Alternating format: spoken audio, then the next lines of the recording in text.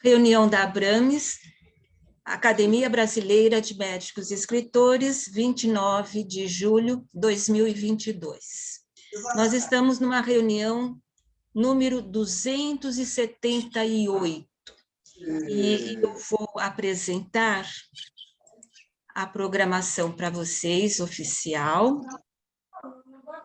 que hoje nós teremos a palestra do Antônio Braga, Operação Cesariana, a propósito do centenário da Cátedra de Fernando Magalhães, seguido de tertúlia, música e depois a comemoração dos aniversariantes.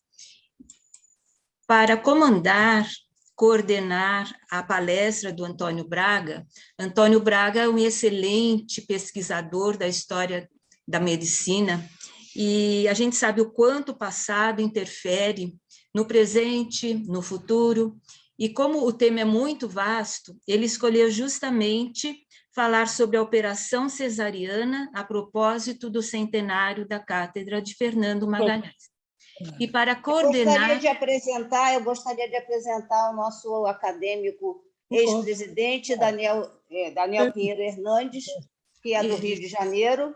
Ele vai apresentar o nosso acadêmico Antônio Braga. Então, exatamente. Como o Antônio Braga vai dar a palestra, nessa sessão da palestra, quem vai coordenar, então, é o Daniel Hernandes, é o nosso acadêmico. Então, eu peço para o Daniel a palavra, por favor. E peço que todos desliguem o microfone, por favor. Eu vou estar aqui, deixa eu entrar aqui. Muito obrigado, Márcia. Obrigado a todos. Boa tarde a todos. Eu acho que tem microfones aí que estão abertos ainda. Muito bem. Nós temos hoje a grata satisfação de ouvir a palestra do nosso amigo Braga, Antônio Rodrigues Braga Neto. O Braga tem um currículo vastíssimo, vastíssimo.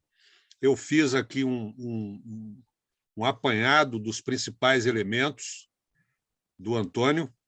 Então, eu começo dizendo que o Antônio Braga é graduado em Medicina em 2004, especialista em ginecologia e obstetrícia, tem o seu mestrado em obstetrícia em 2007, seu doutorado em obstetrícia em 2009, e ele fez 2 pós-doutorados no Departamento de Ginecologia e Obstetrícia, de 2010 a 2012, e no Programa de Pós-Graduação em Ginecologia, Obstetrícia e Mastologia, em 2012 e 2015.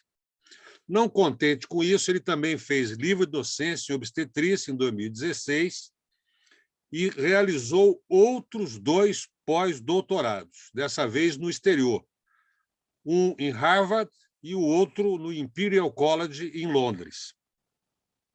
O Braga é professor de obstetrícia da Faculdade de Medicina da Universidade Federal do Rio de Janeiro e da Universidade Federal Fluminense, coordena a linha de cuidado da mulher com doença trofoblástica gestacional na maternidade escola da UFRJ e no Hospital Universitário Antônio Pedro, da UF. O Braga é líder, desde 2012, do Laboratório Brasileiro de Pesquisa em Doença Trofoblástica Gestacional, do Diretório dos Grupos de Pesquisa do Brasil e CNPq.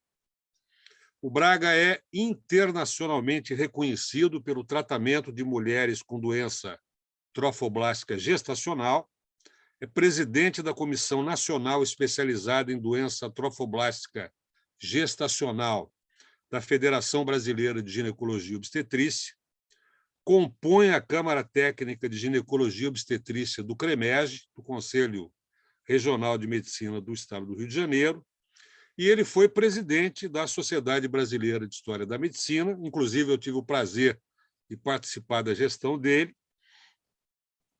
Ele fundou e foi secretário executivo do capítulo do Estado do Rio de Janeiro, da Sociedade Brasileira de História da Medicina, e é acadêmico titular da Academia Brasileira de Médicos e Escritores, da Academia Brasileira de Medicina Militar e da Academia de Medicina do Estado do Rio de Janeiro.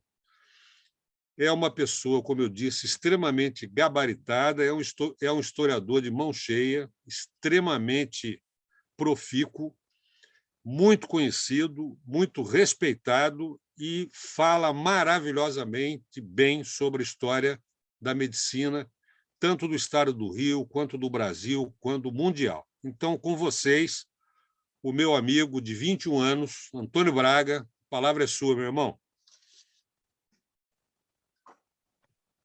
Querido amigo Daniel Pinheiro Hernandes, presidente emérito da nossa Abrames, se Letícia era presidente emérita e presidente de honra, minha amiga professora Jussara, demais amigos, saúdo na figura do nosso ex-presidente, professor Leslie Luan, todas as senhoras confreiras e confrades que estão nessa nossa sessão da Abrames, de uma forma muito carinhosa, meu amigo Antônio Gutmann, que tantas vezes me deu a alegria de estar conosco nas nossas cirurgias, nos dando o apoio necessário para vencer as intempéries da nossa prática profissional. Se o meu coordenador, o professor Daniel, me permitir, eu gostaria de compartilhar os meus slides para tornar um pouco mais agradável. Já está liberado, já está liberado. Muito obrigado. Espero que todas as senhoras e os senhores consigam ver a minha apresentação, e a qual agradeço o honroso convite que me foi feito de uma forma muito gentil pela minha amiga, a professora Jussara, em nome das instituições às quais eu pertenço, para falar um pouco de Fernando Magalhães, que vem a ser o patrono da muito honrosa cadeira que ocupo na nossa Abrames, sucedendo a minha querida doutora Cormac, sobre a qual falarei um pouco mais à frente, mas, para além de lembrar do centenário da Cátedra de Fernando Magalhães na obstetrícia da Universidade Federal do Rio de Janeiro, eu gostaria de trazer alguns aspectos ligados à atuação de Magalhães na medicina, na história e na literatura. E, para essa apresentação, eu não tenho nenhum conflito de interesse. Uma vez perguntaram a essa antropóloga americana chamada Margaret Mead quando iniciou a civilização humana. E Margaret Mead, após alguma reflexão, ela disse que a civilização humana começou quando esse fêmur foi consolidado. E aí, vale a pena fazer uma digressão, significa dizer que alguém, na proto-história, teve uma fratura de fêmur e que essa pessoa se curou e sobreviveu a essa fratura. E por isso ela foi consolidada, uma vez que, se ela tivesse morrido, o fêmur ele não estaria consolidado. Mas que, naquele momento singular da história da vida nesse planeta, um semelhante cuidou de um enfermo a ponto de lhe proteger de injúrias externas, de lhe alimentar, caçando, pescando ou coletando víveres que pudesse permitir a sua convalescência. Naquele momento, na história da humanidade, surgia a civilização humana, de modo que a civilização teria surgido quando alguém cuidou da enfermidade de seu semelhante. É claro que eu tenho uma perspectiva muito própria sobre esse tema que eu gostaria de compartilhar com vocês. Tentando aqui passar o meu slide. E eu vou discordar de Margaret Mead e vou trazer a minha perspectiva de quando surgiu a civilização humana. Ela surge quando dois fenômenos que são simultâneos acontecem também na proto-história da humanidade. O primeiro deles é a bipedestação, o bipedalismo, quando a nossa espécie deixa de andar sobre 4 patas e ergue o seu tronco, e isso promove uma mudança importante na circunvolução da pelve óssea, em especial das nossas fêmeas. E quando isso acontece, libera as mãos das nossas fêmeas para fazer diversos outros afazeres. Isso acontece numa transição do Homo afarensis para o Homo habilis, ganhando habilidades finas nas mãos, e isso imediatamente impacta no tamanho do encéfalo humano, que já crescera dentro do útero materno. Porém, juntando o bipedalismo com o aumento do encéfalo humano, isso gera um problema terrível para a parturição nas fêmeas da nossa espécie, que precisa criar um conjunto de rotações do cérebro humano para que, diferente dos símios, pudesse dar conta do nascimento da nossa espécie. Ocorre que, conquanto que nos macacos, a imensa maioria deles nasçam, e a fêmea dos macacos ela puxa o macaquinho e logo coloca no seu colo para amamentar, a fêmea humana, vejam vocês, em mais de 96% das vezes, o nosso feto nasce de costas para a mãe. De modo que, se a nossa fêmea, por ocasião do nascimento, puxasse o seu bebezinho, ele quebraria a coluna vertebral do nosso bebezinho, e naquele momento, na história da humanidade, a nossa fêmea precisa de ajuda para parir. E é nesse momento que eu pontuo, diferente de Margaret Mead, o início da civilização humana, quando a nossa fêmea ganha bipedestação, aumenta o encéfalo do seu concepto intraútero e precisa de alguém para ajudar no nascimento. É claro que isso fez com que inúmeros fetos da nossa espécie morressem por ocasião do parto, que se tornou um movimento singular e talvez o mais difícil da nossa espécie. E por isso, desde a antiguidade, que a operação cesariana faz parte do imaginário mítico, se não das descrições médicas na história da medicina.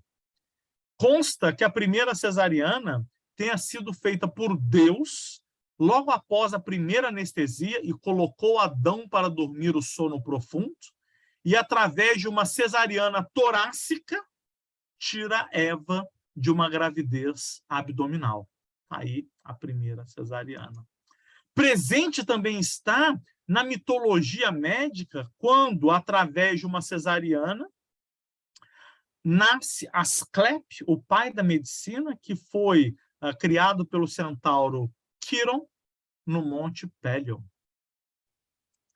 O nascimento de Baco também teria sido feito por uma cesariana, quando sua mãe Semele é assassinada, uma morte materna, e Baco, retirado prematuro, é inserido na coxa de um deus Olimpo, a primeira UTI neonatal, para que ele pudesse se desenvolver até chegar à sua maturidade. Ao longo da história da medicina, a cesariana foi uma cirurgia bissexta, mortal, e por isso era feita, na grande maioria das vezes, em mulheres mortas. Numa Pompílio, no seu Lex Regi, dizia que só era permitida fazer uma cesariana para retirar o concepto do útero morto e poder dar-lhe uma sepultura separada da mulher após o sacramento batismal, a fim de evitar a danação eterna. Note que temos registros pictóricos de cesariana em mulheres mortas em diversas culturas na antiguidade. Ainda que a primeira cesariana em mulher viva tenha sido consignada no ano 1500, quando Jacob Neuffer, um castrador de porcos, faz uma cirurgia para permitir o nascimento de seu filho após 3 dias de sua mulher em trabalho de parto, a cesariana ela tinha elevadíssimas taxas de infecção e de mortalidade materna. Apenas, vejam vocês, em 1876, a cesariana consegue ganhar alguma singeleza, ainda que com uma elevada morbidade. Giulia Cavallini foi submetida a uma cesariana em 21 de maio de 1876, em Milano, quando o seu obstetra, Eduardo Porro, não conseguiu o nascimento de seu bebê, uma vez que essa paciente tinha um vício pélvico importante. Porém, para conseguir que ela sobrevivesse, veja aí a foto dela vencida a cesárea, com uma incisão mediana infraumbilical, a técnica de Porro fazia cesárea, mas tirava o útero junto. Esse é o útero de Giulia Cavallini, preservado no Museu de História da Medicina da Universidade de Milano. No Brasil, ainda que haja controvérsias de quando houvera sido a primeira cesariana, ela nunca foi bem vista na corte imperial. Vejam vocês, Madame Marie-Joséphine Mathilde de Rocher, a primeira mulher a ocupar um assento na Academia Imperial de Medicina, ela dizia: sou contrária à tomotocia cesariana, prefiro a embriotomia. Deixem os romancistas científicos dissertarem à vontade sobre os fantásticos pretextos de, pela operação cesariana, salvar um príncipe, um ministro, um sábio ou outras banalidades iguais. O clínico consciencioso é positivo. Devemos salvar a vida mais importante, a da mãe. E isso foi largamente considerado na obstetrícia no Segundo Império, quando, através de embriotomias, matavam-se conceitos para preservar a vida da mãe. E aqui vale uma digressão, quando celebramos o natalício da Sereníssima no dia de hoje, a própria princesa Isabel, no parto do seu primeiro filho, ele não nasce, e é feita uma embriotomia para tentar retirar o herdeiro do trono brasileiro. Um parto tropeçoso e difícil que aconteceu onde hoje é o Palácio do Governador, em Laranjeiras. Essa era a realidade da obstetrícia extrativa, altamente embriotômica. Quando o feto não nascia, esvaziava-se o conteúdo craniano para que ultimasse o nascimento, ou cortavam-se partes fetais para que o nascimento do concepto morto fosse ultimado. Fernando Augusto Ribeiro de Magalhães, na nossa maternidade escola da UFRJ, muda essa sina imemorial que acompanha o elevado índice tanásico perinatal, quando na maternidade escola introduz os préstimos da operação cesariana moderna. Vejam fotos da nossa maternidade escola, a época de Magalhães, e aqui eu mostro para vocês como o espírito de Magalhães foi altamente influenciado pela obstetrícia antiga, mofina, ultrapassada. Aqui uma descrição cirúrgica de um parto feito por Magalhães, em que o assistente foi o professor Jorge Rezende. O bebê não nascia, manobras de embriotomias para retirar o feto em partes, algo altamente impactante. Porém, com a evolução da medicina, leia-se as técnicas assépticas que começavam com a lavagem de mãos com Ignace Philippe Semmelweis, mas passaram para os procedimentos da teoria microbiológica de Lister e de Pasteur.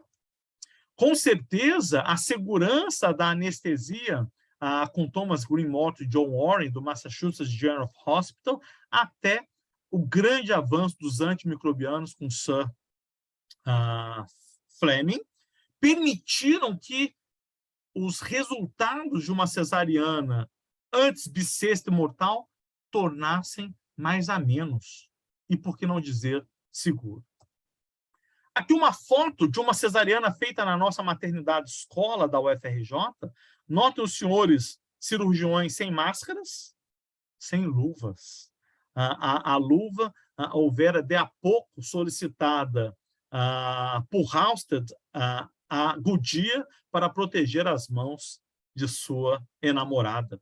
Mas vejam vocês, essa paciente faleceu poucos dias após de infecção, porque ainda não tínhamos os prédios da penicilina apenas purificado em 44 por Fleming. Mas Magalhães, antevendo o futuro, apresenta em 1921 a técnica da cesariana moderna. Magalhães inovou a simplicidade. Uma cirurgia com 2 incisões da parede abdominal e do útero e de 2 suturas. Tudo a indicava, quase nada a impedia. Técnica da simplicidade. Magalhães vaticinou há um século: o futuro da obstetrícia está resolvido. Ou o parto será simples e transpélvico, ou tropeçoso e abdominal, mostrando que a cesariana viria para trazer a tranquilidade da via de nascimento. Magalhães causou um impacto tão grande que o seu maior discípulo, Jorge de Rezende, estatuiu que, no futuro, quem quiser falar da obstetrícia, a despeito de eventual malgrado, há de dividi-lo em antes e após Fernando Magalhães. Talvez o mestre atinja a maior glória quando consegue criar um discípulo que voe ainda mais longe. O maior discípulo de Magalhães, Jorge de Rezende, apresenta inovações da cesariana utilizando as lições imemoriais de seu mestre. E quando Rezende apresenta a sua experiência de 114 casos, ganhando o prêmio Madame de Rocher da Academia Nacional de Medicina, recebe um prefácio áureo de Fernando Magalhães, que já dizia: nada serve esse prefácio, porque o prefácio é importante para apresentar desconhecidos. Rezende já não era desconhecido, era meu principal e dileto assistente e que iria me substituir na cátedra e na academia. A verdade é que Rezende transpassa Magalhães quando introduz a incisão estética de Phanestil para derrogar a incisão mediana infra-umbilical. Mostro aqui para vocês as primeiras imagens de cesariana com a incisão estética de Phanestil feitas no Brasil, na publicação original da década de 50, do professor Jorge Rezende. Mas eu queria hoje lhes dizer, para além da cesariana, que foi o grande embate da vida de Magalhães, e por isso trazer no fio condutor dessa minha fala a operação cesariana, mas dizer que em 1922, portanto, há 100 anos, Magalhães assumia a cátedra de obstetrícia da UFRJ. Sucedera Erico Coelho, e ele dizia que era Erico e não Érico, porque você fala pinico e não pínico. Então, Erico Coelho foi quem Magalhães sucedeu na cátedra da maternidade escola da UFRJ, na saída do túnel Santa Bárbara. Vejam vocês que à época não tinha o Santa Bárbara, esse foi o terreno que foi desapropriado pelo Negrão de Lima para construir o Santa Bárbara, e esse prédio foi destruído, restando apenas o prédio, como Magalhães conheceu, o prédio da maternidade escola da UFRJ. O centenário da Cátedra de Magalhães também culmina com o centenário da publicação de uma obra emblemática que se articula com a seção da academia que hoje ocupamos honrosamente a fala na nossa Abrames, que é o teu livro A Obstetrícia no Brasil, onde ele conta a história da obstetrícia desde os primórdios da obstetrícia, que eu chamo de silvícola pré-colonial, até os idos de Magalhães, um livro de 1922, que eu herdo da biblioteca do professor Jorge Rezende. Um outro livro que Magalhães publica, e aí no escopo da sua história da medicina, é o livro do centenário da Faculdade de Medicina do Rio de Janeiro, que foi, como lhes disse na minha fala preambular, fundada em 1832. Ela transmuta a Escola Médica Real e Cirúrgica do Rio de Janeiro. E veja que Magalhães ele tem esse cuidado de fazer uma primorosa descrição do início da Faculdade de Medicina, que segue aí os estatutos franceses, e veja o capricho dos desenhos mostrando as vestes talares dos, então, professores catedráticos nas diferentes reformas do ensino médio na nossa Faculdade de Medicina do Rio de Janeiro, outrora a Faculdade de Medicina da Praia Vermelha, da Universidade do Brasil, e hoje a nossa Faculdade de Medicina da UFRJ. Mas não poderia deixar de trazer alguns aspectos literários de Fernando Magalhães, que era um poliglota, um culto, um homem devotado à gentil homeria, um latinista. Foi o último parteiro das princesas de Petrópolis. E como não poderia deixar de ser, pertenceu à Casa de Machado, ocupando a bi-imortalidade, porque também pertencente ao sodalício de Soares de Meireles. Foi o segundo ocupante da cadeira 33, sucedendo Domício da Gama, que foi um importante jornalista do Império. Magalhães não tarda a tomar posse em 1926. Foi recebido também por um jornalista, Medeiros de Albuquerque, que disse que ele seria o parteiro de Magalhães, porque ele introduziria Magalhães sob os umbrais que marcavam a importância literária do Brasil no Petit Trianon do Rio de Janeiro. Curioso que Magalhães ele foi escolhido por nobres acadêmicos, não apenas como seria esperado de ser, por médicos, e ele recebeu o barão de Ramis Galvão, que foi um médico da medicina e cirurgia, mas também foi escolhido por jornalistas que reconheciam a figura intelectual e a grande estatura latinista de Magalhães para receber outros acadêmicos, dentre os quais o Tristão de Ataíde.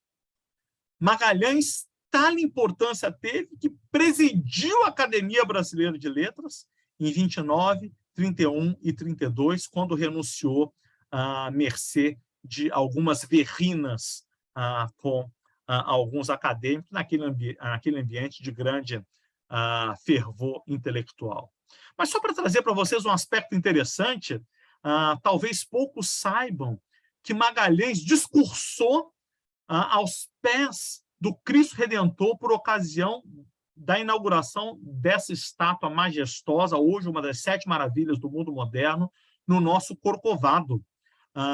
Magalhães foi o terceiro orador que fez alocuções, orações naquele dia maravilhoso, dedicado à nossa padroeira do Brasil, quando, após a fala do núncio apostólico ali representando o Pio XI, Dom Sebastião Leme, que era o cardeal a serviço do Rio de Janeiro, depois Dom João Becker, que era o decano dos bispos brasileiros, nos fala Fernando Magalhães, reitor da primeira universidade brasileira, a Universidade do Rio de Janeiro, e então presidente da Academia Brasileira de Letras.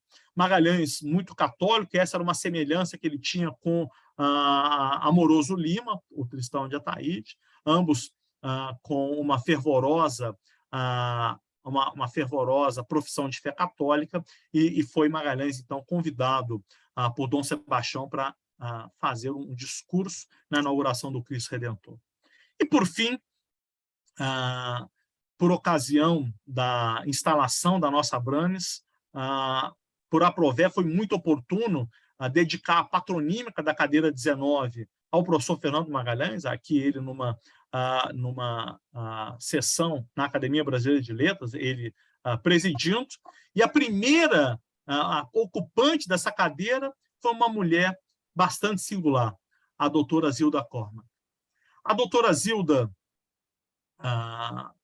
uma grande musicoterapeuta, numa época em que musicoterapia ainda não fazia parte das ciências médicas como hoje faz, uma poetisa extremamente envolvida a confecção dos hinos da Abrames, na história da Abrames, e eu permito dizer que talvez tenha sido uma mulher que muito inspirou a doutora Jussara Viegas por trazer na questão de gênero algo tão importante que é a presença feminina na nossa academia.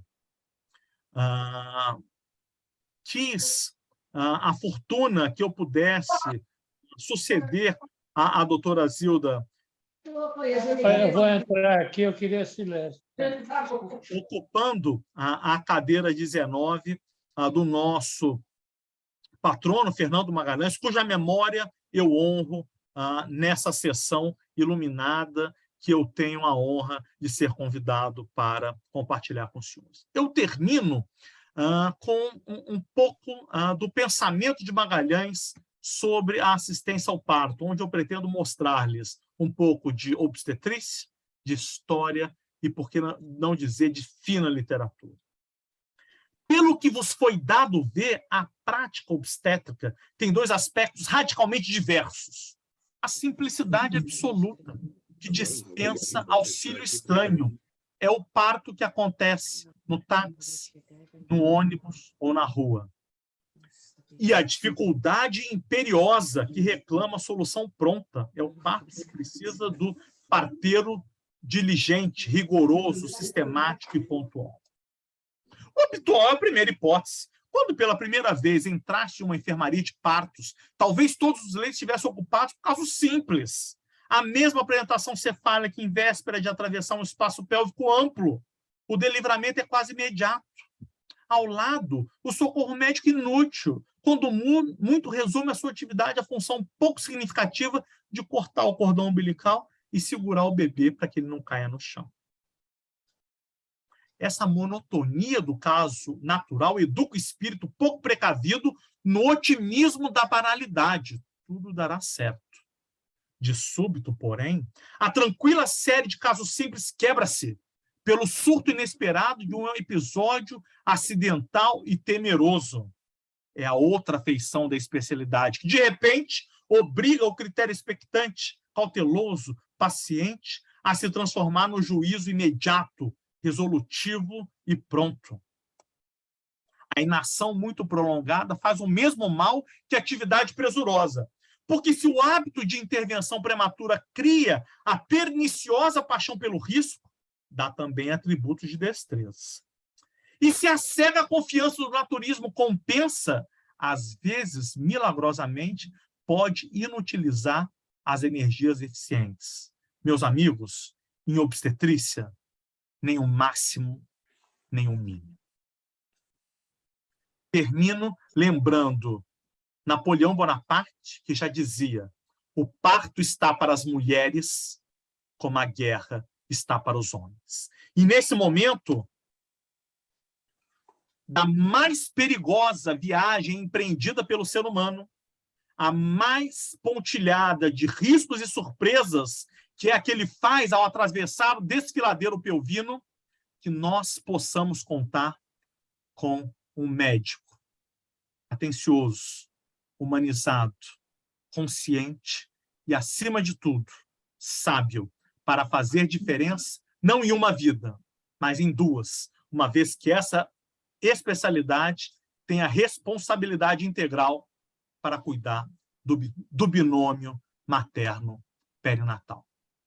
Muito obrigado pela atenção das senhoras e dos senhores. Fico à disposição para eventuais esclarecimentos, pedindo licença para interromper o compartilhamento dos meus slides. Senhores coordenadores, eu estou um pouco desorientado aqui com o meu aparelho, mas eu queria fazer algumas perguntas ao meu querido amigo, colega de congressos, Braga Neto. É sempre um prazer ouvi-lo, porque a sua empolgação pela história já nos convence.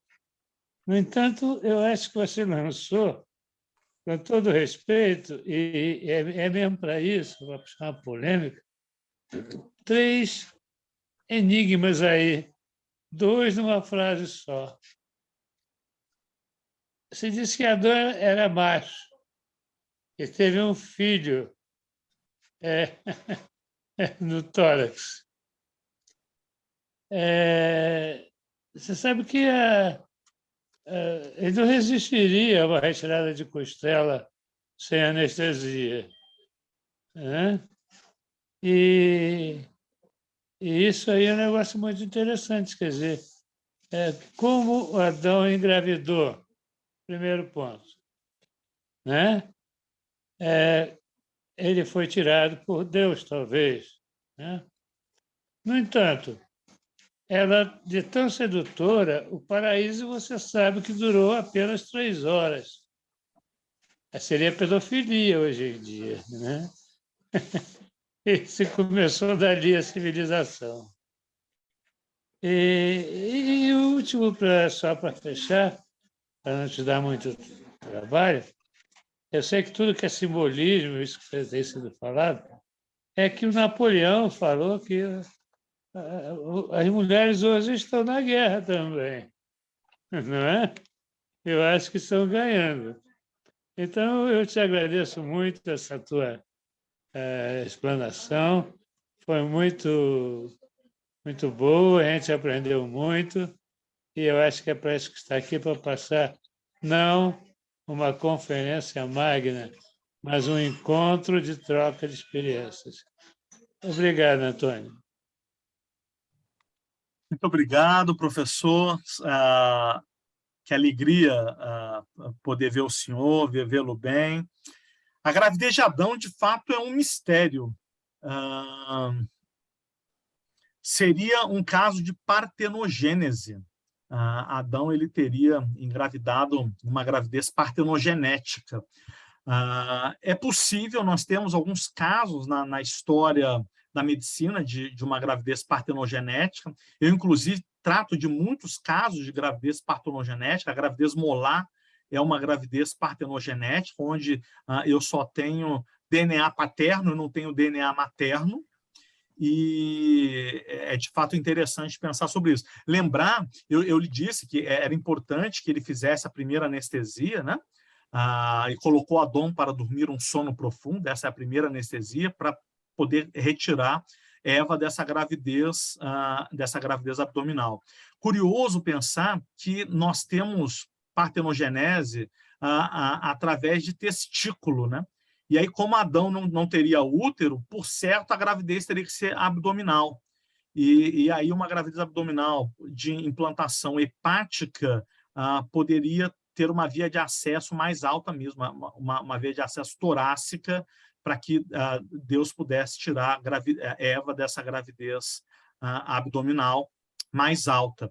Então, ficam aí nos dilemas, né, e os seus questionamentos muito inteligentes, eles esbarram aí nos mistérios insondáveis da criação, onde nós todos podemos apenas vir e adorar. Obrigado, querido. Obrigado. É lógico que tudo isso aí é um simbolismo enorme, inatingível. Isso não deixaria de ser simbolismo e deixaria de ser mistério, né? Daniel Hernandes, você continua comandando a reunião nesse momento e você pode gerenciar as perguntas, por favor. Pois não. Então, estão abertas as perguntas. Eu ouvi aí que alguém quer fazer uma pergunta, por favor. Professora Maria Paladino. Isso. Por favor, professora. Boa tarde a todos. É uma honra estar fazendo parte, mais uma vez, dessa sessão brilhante da Academia Brasileira de Médicos e Escritores, e eu gostaria de fazer uma colocação ao doutor Antônio Braga. Eu tive que fazer 3 cesáreas, 3. Não foram opções. Eu tinha varizes no útero, então sempre corria um risco. E na última, na minha caçula, me foi dado por 2 médicos a opinião de que eu deveria evitar a continuidade do meu... Até eu esqueci a palavra Gestação. Gestação. Obrigada, doutor Leles. É que eu ainda fico emocionada, me faltam, às vezes, as palavras. Então, foi uma coisa horrorosa na minha vida, né? Eu praticamente obrigada pelos 2 médicos, não direi jamais os nomes, mesmo já são falecidos e que não o fossem, eu vivi esse drama. Eu queria ouvir a opinião do senhor.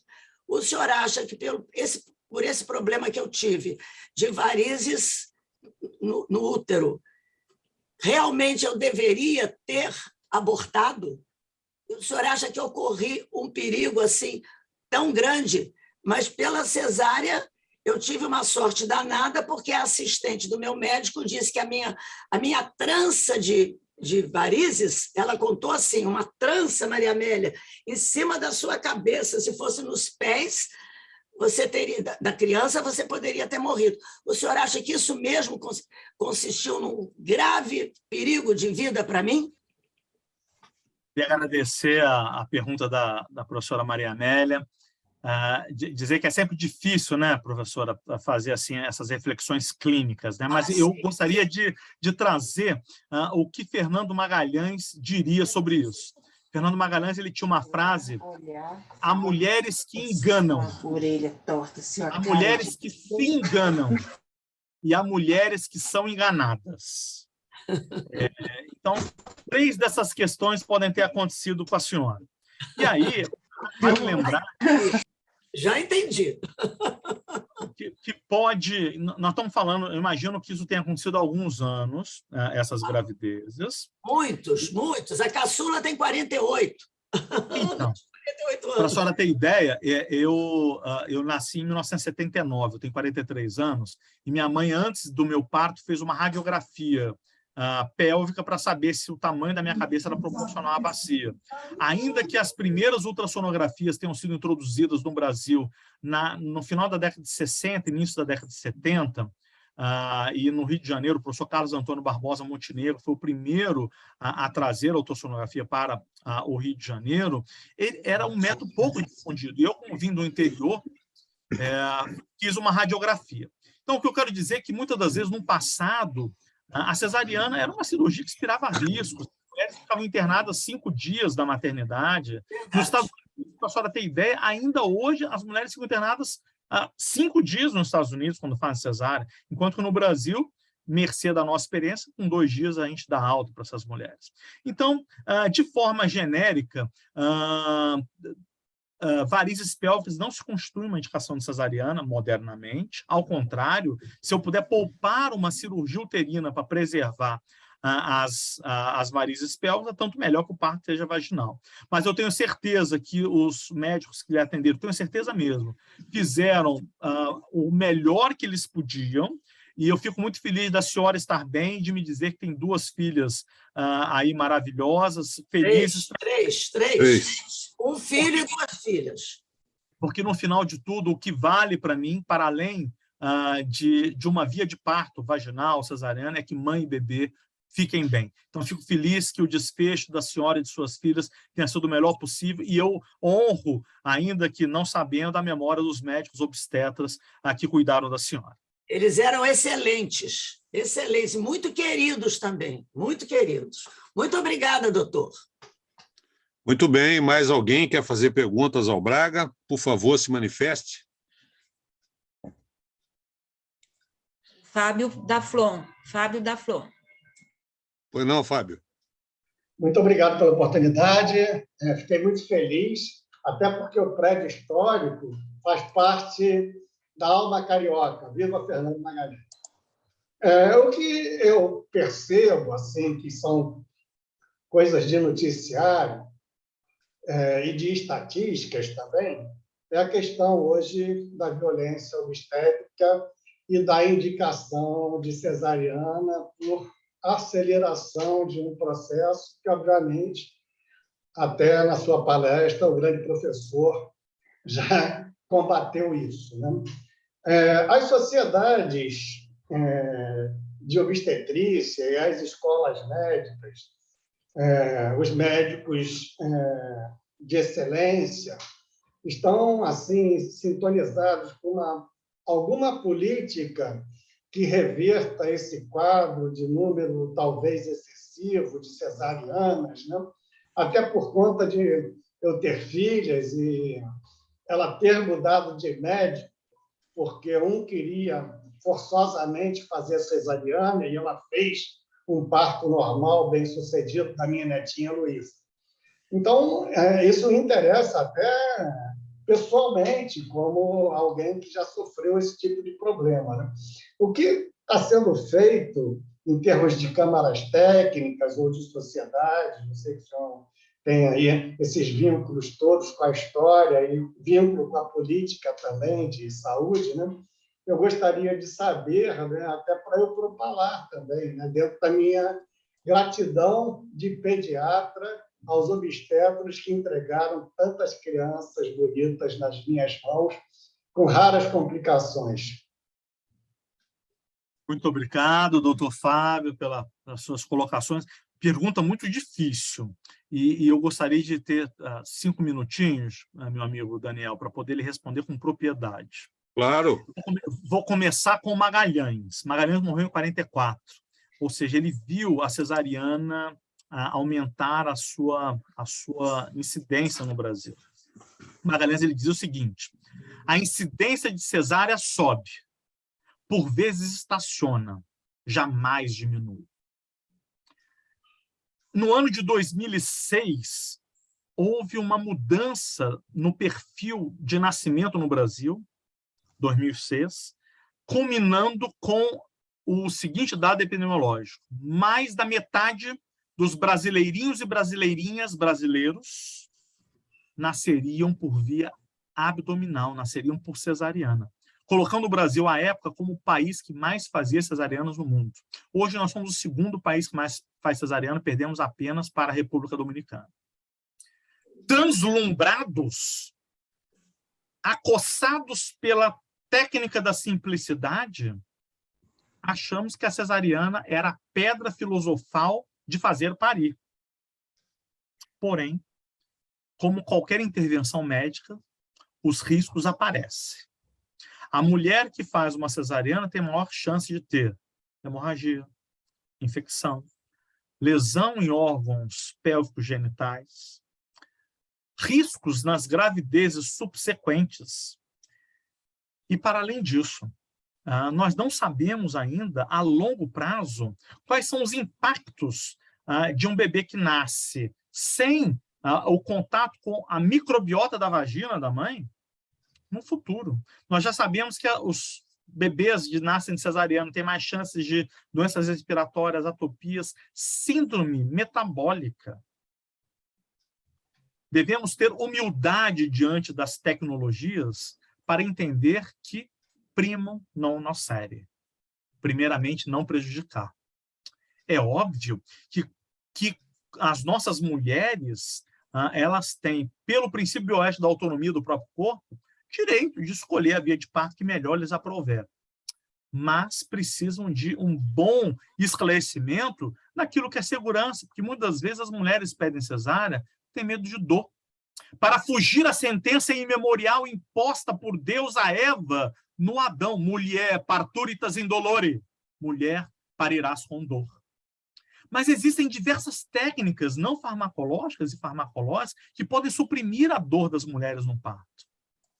Para além disso, muitas das mulheres pedem cesárea para evitar um modelo tecnocrático de assistência ao parto violento, que inclui dieta zero prolongada, que incluem violências verbais, físicas às nossas mulheres, do tipo: na hora de fazer, não reclamou de dor, está reclamando agora por quê? E se doesse, você não ia engravidar de novo. Indignidades que, infelizmente, 1/4 das mulheres que parem no nosso país afirmam ouvir.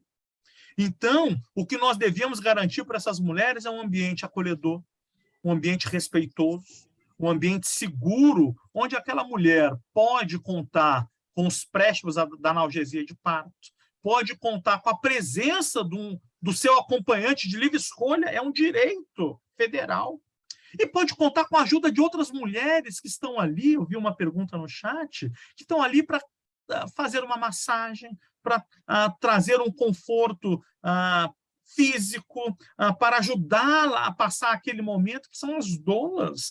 Como eu vou ser contra auxílio àquela mulher durante o trabalho de parto? A experiência científica mostra os benefícios da presença de outras mulheres para ajudar aquela parturiente. De modo que, hoje, fugindo ao prognóstico de Magalhães, estamos diminuindo as taxas de cesariana, lentamente. Em especial porque hoje nós vivemos um paradigma da assistência obstétrica, onde as mulheres das camadas mais altas, a sua filha, por exemplo, não quer cesariana. Então, ela volta para o parto normal. E quem ainda pede a cesariana são as nossas mulheres mais simples, para as quais a cesariana não está amplamente disponível pelo SUS, o que também é um erro, porque quando nós falamos de equidade, hoje a mulher do convênio opta pela cesárea, porque só tem essa via de parto. Se ela quiser um parto normal, ela não consegue. E as mulheres mais simples, que eventualmente querem uma cesariana, não encontram esse modelo na assistência do SUS. Então, essa é a iniquidade que nós vivemos hoje. Mas, acima de tudo, é uma cirurgia que não deve ser banalizada, a despeito da cristalização de sua técnica, e que deveria ser reservada para os casos bem indicados e aqueles que, após o consentimento livre e esclarecido, as mulheres optassem em respeito ao princípio bioético de autonomia. O Braga, o José Itamar, ele fez a pergunta sobre as doulas, e ele também pergunta sobre o que você acha do parto domiciliar. É uma pergunta, eu vou responder sob uma perspectiva. Quando eu pergunto assim, e queria agradecer ao doutor José Itamar pela pergunta, a resposta ela tem que ser sempre muito cuidadosa. Porque quando pergunta assim, o que eu acho do parto, eu tenho que fazer um disclaimer, eu nunca vou parir, porque eu sou homem. E isso é importante dizer, porque a gente fala de lugar de fala. O que é lugar de fala? O lugar de fala é as mulheres que devem fazer essa reflexão maior, né? E quando muitos homens falam sobre isso, e médicos obstetras, vejo aqui meu amigo, o professor Luiz Ayrton, colega médico ginecologista obstetra, vejo meu amigo Gisleno Feitosa, colega acostumado aí, trabalha muito com as oftalmopatias, mas às vezes no norte do país o médico faz de tudo, faz assistência ao parto, né? É importante que se registre que no modelo médico hospitaloceno dos últimos 100 anos, a obstetrícia, ela tomou os corpos das mulheres e criou um modelo de assistência ao parto, muitas das vezes misógino. Então, é importante que a gente ouça mais as mulheres. Mas a minha resposta, doutor José Itamar, é muito simples. Eu, enquanto marido de uma mulher, sou contra o parto domiciliar. Ainda que eu acho que a mulher ela deva parir num ambiente que ela se sentir mais segura. O que eu não consigo entender é como uma mulher acha o não hospital mais seguro do que o hospital. E aí eu vejo a raiz do problema. Os nossos hospitais tornaram-se tão frios, tão pouco acolhedores, fazendo práticas violentas que muitas das vezes algumas mulheres, eu estou falando de 0,2% das mulheres brasileiras que parem fora do hospital, escolhem abrir mão da segurança de parir no hospital para parir num ambiente não hospitalar. Então, o que eu quero? Eu quero trazer um novo paradigma de assistência ao parto, seguro, portanto hospitalar, respeitoso, por isso não precisa ser domiciliar.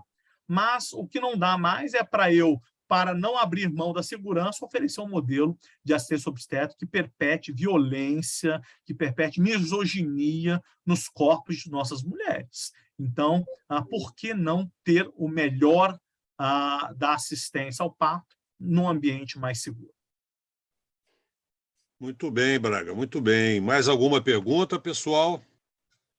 Eu só queria, doutor, posso falar, doutor? Não, Gisleno. Dizer ao doutor Braga que eu fiquei surpreso aí com um daqueles trabalhos, um dos colaboradores foi o doutor Jean-Claude Naum, e eu sou um dos remanescentes da equipe ainda do doutor Arimatea Santos, eu sei do seu vínculo com o Arimatea Júnior, e o doutor Jean-Claude nos visitou aqui algumas vezes, fez parte do nosso curso de especialização que o doutor Arimatea fez aqui, e era um amigo incondicional do professor em matéria. Então, fiquei surpreso. E uma outra coisa, não sei se pode ser perguntada, a respeito da trajetória obstétrica de Dona Leopoldina. Parece que foi bem complicado os partos dela para que conseguia ter os filhos, não é isso? Só isso, obrigado. E parabéns pela sua apresentação. Meu amigo, Braga, meu amigo professor Gisleno, agradeço sua fala. Lembrar de Arimateia pai, de Arimateia filho, para mim, toca meu coração, né? Queria falar um pouquinho de Jean-Claude Naum. O professor Rezende, acho que muitos conheceram, era um gênio, como não poderia deixar de sê-lo. Mas ele fez uma coisa muito interessante, e aí interpretem bem minhas palavras, tá? Ele colocou-se sob os ombros de outros tantos gigantes. E aí eu vou dizer para vocês, nomeadamente, Rocco,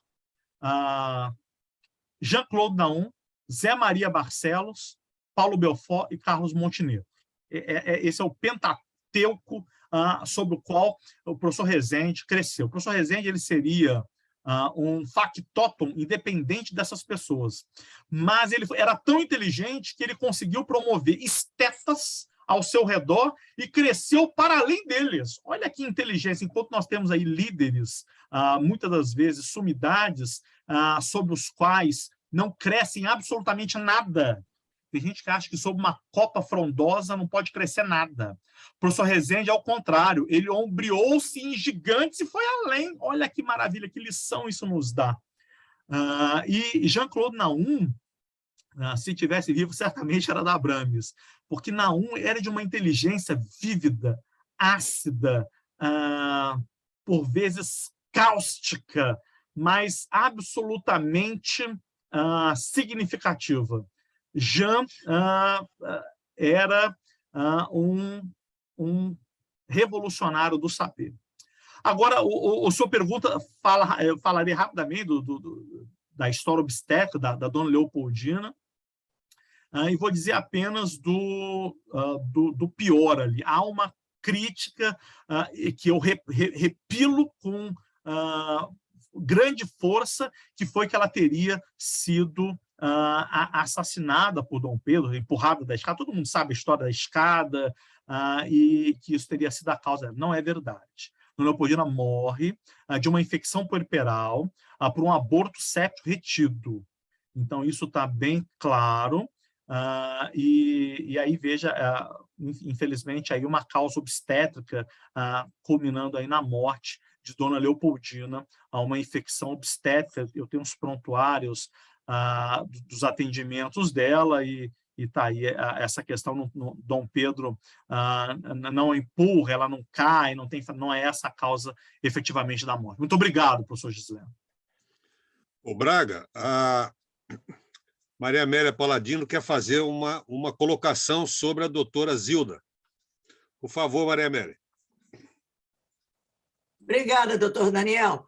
Como ela foi sua antecessora, doutor Braga, eu quero citar isso, é muito rapidinho.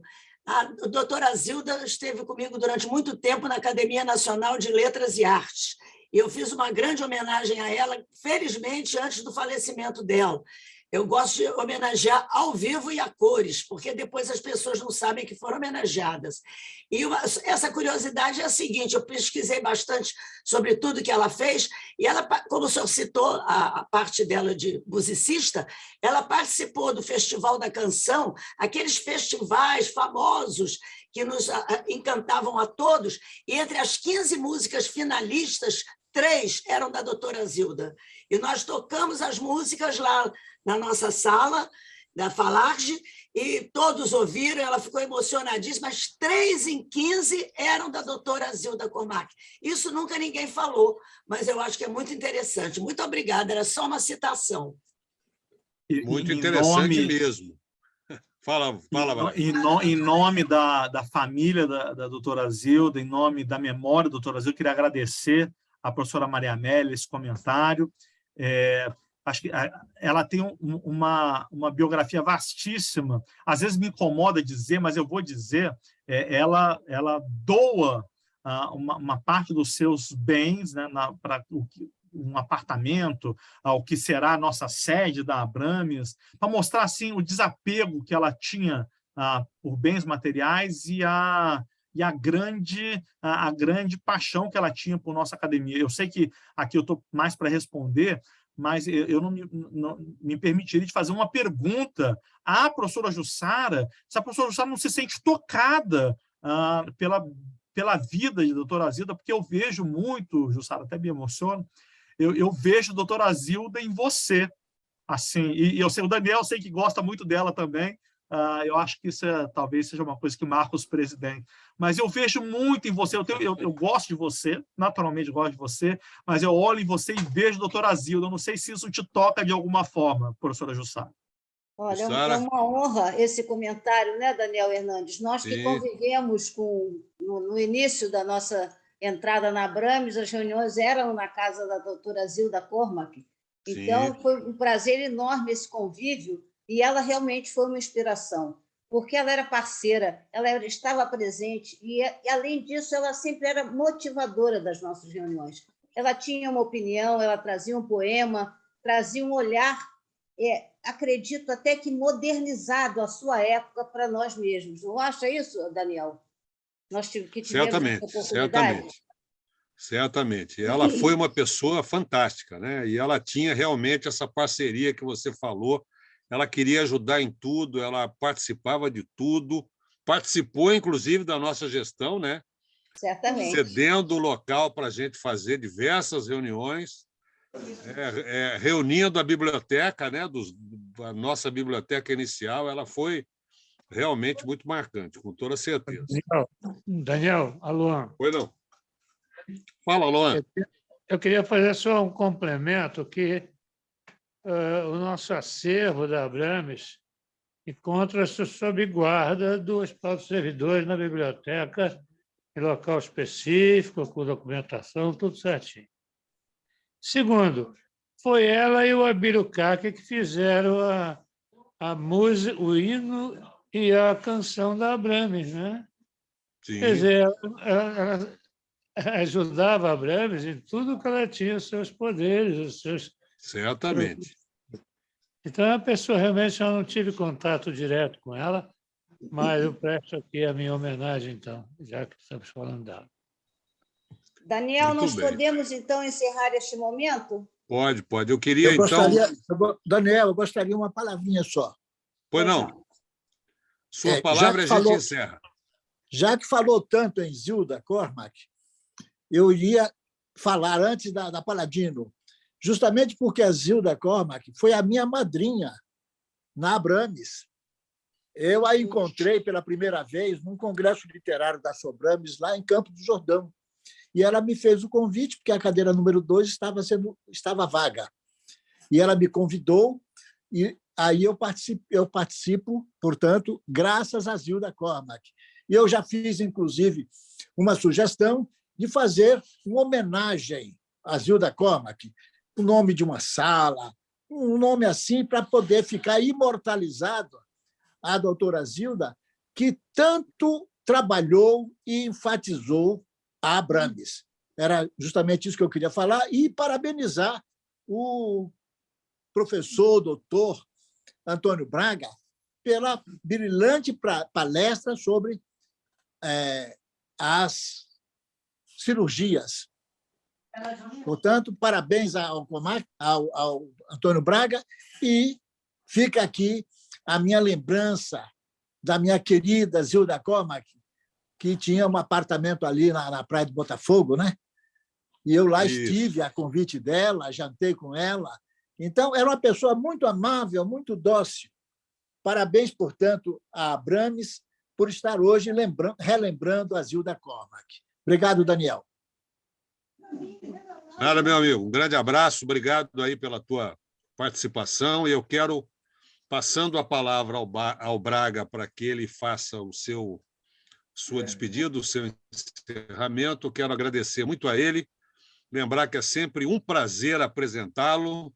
Eu tive a oportunidade de fazer isso recentemente no evento aqui do CREMERGE, que nós participamos juntos, foi muito legal, e eu passo a palavra, então, ao Braga, agradecendo muito pela sua presença e pela sua brilhante palestra. Braga, a palavra é sua para o seu encerramento.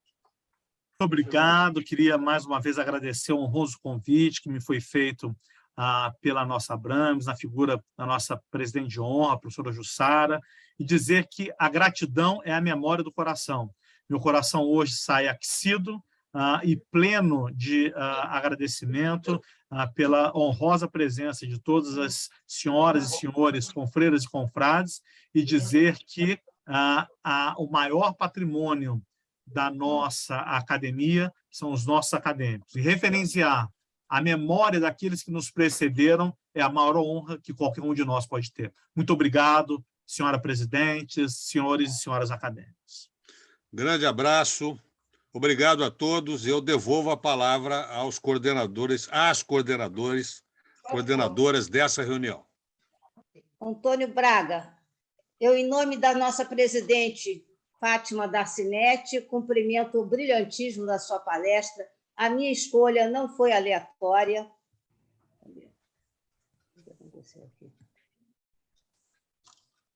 Vocês estão me ouvindo? Sim. Estamos ouvindo. Sim. Bom, então, Antônio Braga, em nome de Fátima Darcinetti de Almeida, nossa presidente, que está ausente por motivo de doença na família, eu cumprimento. O meu convite não foi em vão, porque eu conheço também de longa data, sei do seu brilhantismo. Gostaria de relembrá-lo que a sua posse foi no Piauí, num congresso da Sobrames. Eu só não lembro realmente a data, o ano. Qual foi o ano, Braga? 2016. 2016. Nós estávamos lá com o nosso querido acadêmico Luiz Ayrton. Foi uma reunião brilhante em que nós demos posse ao nosso querido acadêmico Antônio Braga Neto. O brilhantismo dele é sempre presente e uma reunião em que ele está, nós sabemos que será sucesso. E ele me perguntou o tempo. Eu disse 30 minutos, mas eu tenho certeza que nós vamos estender, porque as perguntas serão muitas. Eu só queria deixar o último registro aqui, que eu nasci em casa, no Rio Grande do Sul, e quando eu fui ter o meu filhinho, minha primeira filha, eu fui para o Hospital Pedro Ernesto, o Hospital Universitário Pedro Ernesto, porque eu queria uma UTI neonatal. Eu não estava preocupada comigo. E a rotina do Pedro Ernesto, a essa época, que era comigo, era parto normal. Então, você vê como as coisas são dinâmicas, os olhares são múltiplos. E você mostrou essa riqueza, foi profundamente interessante. Eu conheço a sua cultura, você já fez algumas outras palestras, e eu só quero que você esteja mais presente na nossa vida, que participe um pouco mais conosco. Eu é que me sinto honrada de tê-la aqui. Um grande prazer e muito, muito grata por estar aqui conosco. Podemos dar continuidade, então, à reunião, gente? O que vocês acham? Podemos. Eu gostaria de... Quer falar, Márcia Telly, por eu favor? gostaria de agradecer e, em breve, o doutor Antônio Braga receberá o nosso certificado de participação com os agradecimentos. E, igualmente, agradecer... Espera só um pouquinho. Ao Daniel Hernandes pela coordenação dessa palestra. Muito obrigado. E antes de ter a tertúlia, gostaria também de relembrar o concurso literário da Abrams, categoria acadêmica, especial, Aldravia, conto, crônica, ensaio, poesia, trova, até o dia 31 de agosto. Ô, Márcia, já que nós estamos dando os informes, eu não sei se você vai deixar isso para o final, mas provavelmente a próxima reunião já será híbrida, não é isso? Quem quiser ir, que vá lá ao CREMED, como sempre fomos. Quem não, assiste de casa. Eu acho que nós estamos numa fase de transição, e é uma transição saudável, já, que é por um motivo bom. Essa próxima reunião vai ser muito importante, porque nós estaremos comemorando a independência do Brasil, né? nos seus 200 anos, e foi feito pela diretoria uma medalha da independência que será oferecida aos acadêmicos, e de tal forma que será presencial, mas os acadêmicos que estiverem fora nós enviaremos pelo correio. Isso foi uma iniciativa da nossa presidente Fátima Dacinetti, porque nesta reunião nós também vamos estar recebendo do Conselho de Minerva da UFRJ uma medalha da independência. A medalha está sendo oferecida à Academia Brasileira dos Médicos e Escritores. E quem estará presente será o doutor Anderson. Então, será um momento muito bonito, em agosto, eu acho que dia 26 de agosto, vocês aguardem o convite. Bom, podemos, então, agora começar com a tertúlia? Eu vejo a Fátima, eu já estou vendo Eliana Calixto ali, Apóstolos, ela sempre participa de tudo. Eu antes vou cumprimentar os presentes. Nós temos aqui, representando o doutor Luiz Ayrton pelo Piauí, doutor Gisleno Feitosa pelo Piauí, nós temos Daniel Hernandes, que representa Teresópolis, nós temos Marcos Carneiro, que é o nosso acadêmico honorário de Pernambuco, nós temos Ceci Barbosa Campos, que é a nossa acadêmica honorária de Campos, nós temos Maria Amélia Paladino, nossa acadêmica honorária aqui do Rio de Janeiro, Antônio Gutmann, nosso acadêmico emérito, José Itamar, nosso acadêmico também do Piauí, Nina Fernandes, que é uma das maiores propulsoras, divulgadoras de todos os eventos culturais, não só do Brasil, como também do Rio de Janeiro, mas ela estende para os países, como principalmente Portugal e Itália. Ela é uma das nossas divulgadoras, a nossa querida cantora, a nossa acadêmica honorária Nina Fernandes. Marilza Nogueira também, de Abreu Fialho, está presente, nossa acadêmica honorária, nosso acadêmico Fábio Copertino e nossa querida acadêmica Cristina Aloanta, nossa acadêmica honorária. Agradeço a presença de todos e agora dou a vez ao nosso querido acadêmico Antônio Gutmann, que vai fazer parte e vai coordenar a tertúlia. Vocês, então, se inscrevam com ele. Vamos lá, já tem, então, 5, 10, 17 inscritos. Vou chamar de 5, porque toda hora botam um recado aqui embaixo, aí eu vou anotando. Então, vou chamar de 5 em 5. Então, vamos começar com o doutor Fábio Daflon. Está aí?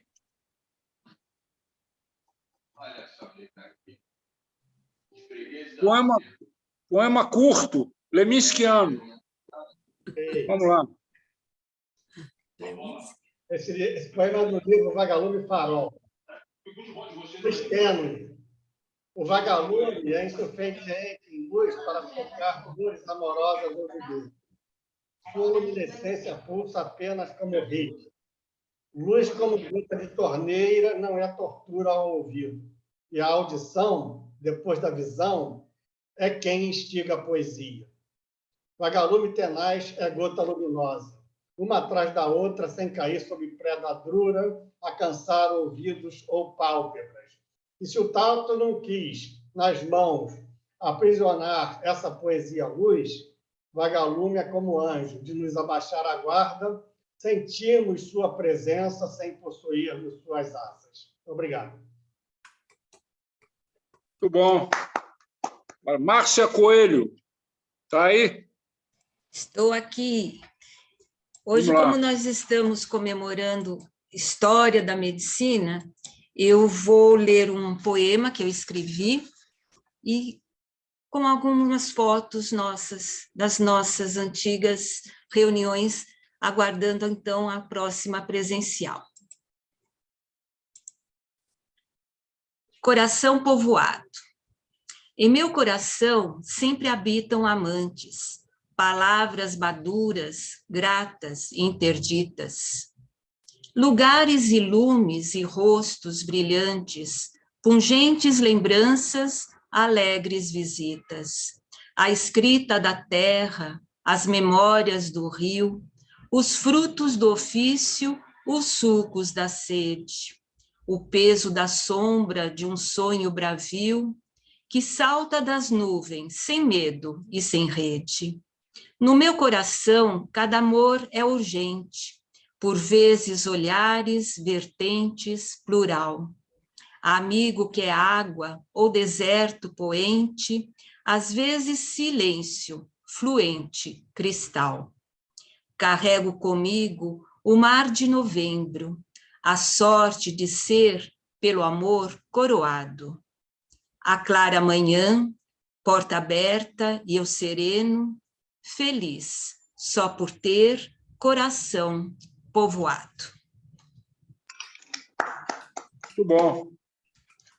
Parabéns, Márcia. Obrigada. Vamos lá, Eliana Calixto, está aí? Estou. Vamos lá.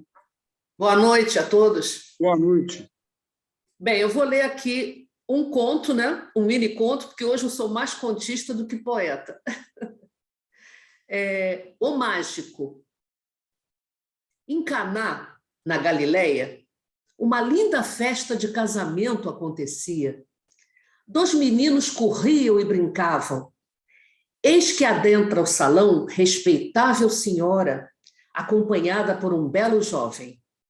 Percebendo que a bebida havia acabado, o rapaz colocou as mãos sobre um jarro de água e a transformou em vinho. Olha, Jacó! Gritou um dos meninos estarrecido. Você viu aquilo? Quem é ele? Você o conhece? Sim, respondeu o menino. É o filho do carpinteiro. Dizem que é ilusionista. Será que ele tira coelhos da cartola? Ora, se ele faz isso com a água, o que não fará com o coelho? É isso aí. Muito bom. Obrigada. Parabéns. Doutor Alcione, está aí? Depois Maria Amélia Paladino. Estou aqui. Alcione, vamos lá, meu amigo. Vamos aqui. Como nós estamos no mês de julho, eu tenho aqui no meu livro um poema sobre a Revolução Francesa, que foi 14 de julho, né? A queda da Bastilha. E o título é A Bastilha e a República no Brasil. 14 de julho de 1789, data marcante da história do povo francês, na sua luta contra a opressão dos reis, que impedia o cidadão comum de ter sua vez. A queda daquela prisão francesa, chamada Bastilha, representou para a França e outras nações a quebra dos grilhões que impediam a liberdade, promovendo a revolução em prol dos direitos humanos. O seu lema principal, Liberté, Égalité et Fraternité, ecoaram por todo o mundo, despertando os oprimidos. A Inconfidência Mineira utilizou este ensino de libertação, cunhando em sua bandeira libertas queserat tamen. A liberdade, igualdade e fraternidade dos franceses influenciaram os inconfidentes na sua liberdade, ainda que tardia, alimentando a chama da igualdade, fraternidade e cidadania do povo brasileiro, que a concretizou um século depois. Com a Revolução Francesa, o Brasil se beneficiou. D. João, fugindo de Napoleão, no Brasil aportou. Dom Pedro, indignado, a nossa independência proclamou. A monarquia naufragou e a república se instalou. Muito obrigado. E apenas complementando, e lembrando que a Jussara falou que nasceu em casa, eu também nasci em casa com uma parteira. E minha mãe teve 9 filhos com parteira em casa. Era só um complemento. Muito bom. Parabéns. Maria Amélia Paladino, está aí? Estou, sim, senhor. Vamos lá, minha amiga. Então, vou começar dizendo que eu também nasci em casa, em São João del Rei. Somos todos daquela época de nascer em casa. Eu vou dizer A Tristeza de um Sonho, que é um dos sonetos ao qual eu tenho mais assim, afeição. Mas agora entrou o lirismo. A tristeza que eu sinto e que magoa é tristeza que fere lentamente. É saudade de alguma coisa boa. é vontade de ver-te novamente. Mas mesmo que a saudade assim me doa, não consigo afastar da minha mente a vontade de ter saudade à toa, mesmo assim que me fira e me atormente. E a tua doce voz ouço baixinho, e sinto a tua mão com suavidade pousar sobre o meu rosto em teu carinho. E o teu nome, 1000 vezes eu componho. Foste sonho demais para ser verdade, e verdade demais para ser sonho. Muito bom. Obrigada. Parabéns. Bom, continuando, vou chamar mais 5. José Itamar, Gisleno Feitosa, Fábio Morínigo, Nina Fernandes e Marcos Carneiro. Vamos começar com José Itamar. Está aí? Sim. Presente, perto do Maranhão. Posse de Dr. Leslie. Leslie se torna emérito. Leslie se torna emérito da Abrames. Que alegria! A ela se dedica, merecia, é portador de grandes méritos. Médico de alma e coração, faz da profissão um sacerdócio, cuidando sempre bem do próximo, trata cada paciente como um irmão. Escreve com esmero e dedicação, mostra que o médico tem sentimento, citando sempre o amor a todo momento. Leslie, na festa não me faço presente, espero que seja uma linda recepção. São voto deste irmão de coração. Um abraço, Leslie. Muito obrigado. Muito bom. Gisleno Feitosa, está aí?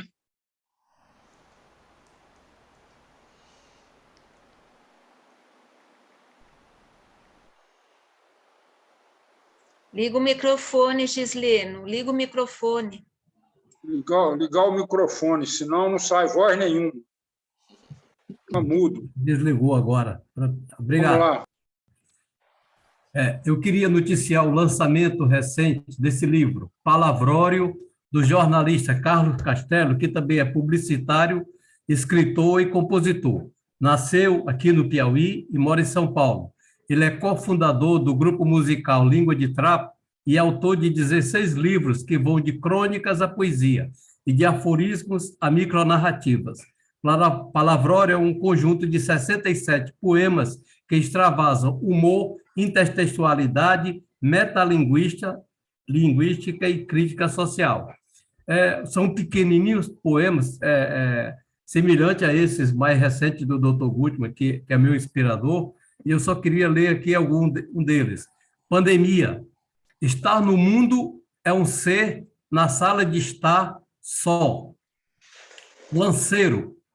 Aquele pequenino anel que tu me deste, na real, não era de vidro nem se quebrou. Fui dar um rolê lá pela Zona Leste e o lanceiro pariu, catou. Poema de finados. Aqui se jaz, aqui se apaga. Muito obrigado. Obrigado pelas suas palavras de incentivo. Gutmann, eu acho que você tem seguidor, hein, Gutmann? Uma honra. Vamos lá. Fábio Morínigo está aí. Depois Nina Fernandes.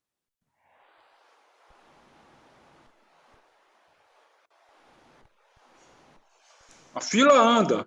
Vamos lá. Fábio Morínigo. Nina Fernandes, Marcos Carneiro. Quem aparecer... Vamos lá. Bom, é o horário. Posso? Boa noite a todos. Pode. Boa noite. Aprendi com o amor. Não sou rocha. Sou rio a correr, contornando obstáculos, conquistando meu espaço. Assim, vou passando pela vida, deixando minhas pegadas. Tenho filhos, planto árvores, escrevo livros. tempo. Sentimentos não envelhecem. Estou tendo, não sou. Aprendi com o amor. Ando devagar, porque já tive prece leve e surdo. Já chorei demais. Hoje me sinto mais forte, mais feliz. Quem sabe a certeza de que muito pouco eu sei, ou nada sei. Conhecer as manhas e as manhãs, o sabor das massas e das maçãs. É preciso amor para poder pulsar, é preciso paz para poder sorrir, é preciso a chuva para florir. Penso que cumprir a vida seja simplesmente compreender a marcha e ir tocando em frente. Com um velho boiadeiro levando a boiada, eu vou tocando a vida. Pela longa estrada eu vou, estrada eu sou. Conhecer as manhas e as manhãs, o sabor das massas e das maçãs. É preciso amor para poder pulsar, é preciso paz para poder sorrir, é preciso a chuva para florir. Todo mundo ama um dia, todo mundo chora. Um dia a gente chega, no outro vai embora.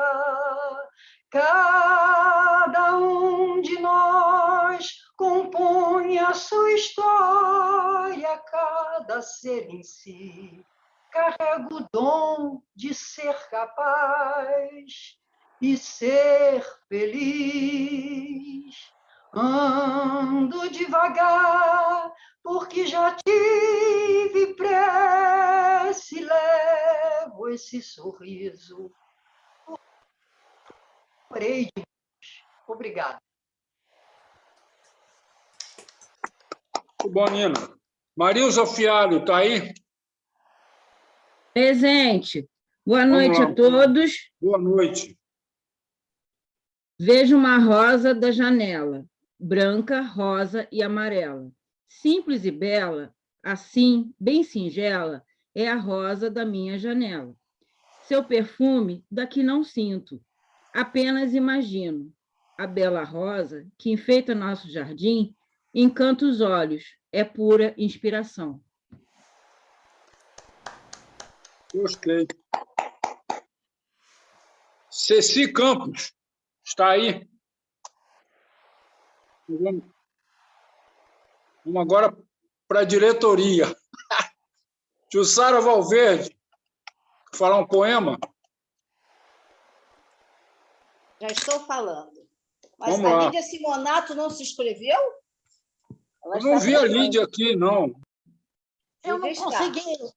Olha, eu não consegui entrar, só entrei muito tarde. Não tem problema, você vai ser chamada daqui a pouco, Lídia.